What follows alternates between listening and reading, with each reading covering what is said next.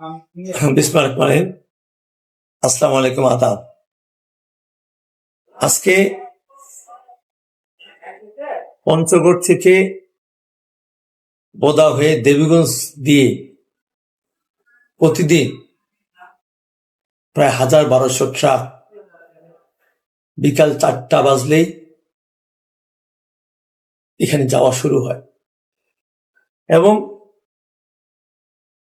এই যে শুষ্ক মৌসুমে রাস্তার দুই ধারে যত বসত বাড়ি আছে, দোকানপাট আছেন, এবং কি এই রাস্তার চলাচলে যত যাত্রী আছে সবারই কিন্তু নাবিশ্বাস এটার মতো অবস্থা তৈরি হয়েছে।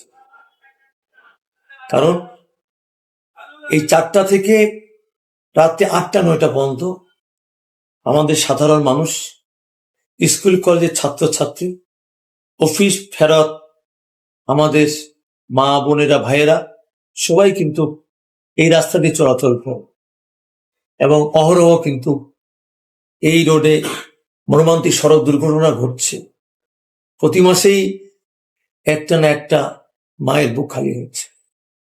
কাজেই আমি দৃঢ়চিত্তে বলতে পারি, ইনশাল্লাহ আগামী দিনে জনগণের ভোটে, আপনাদের ভোটে আমি এমপি নির্বাচিত হলে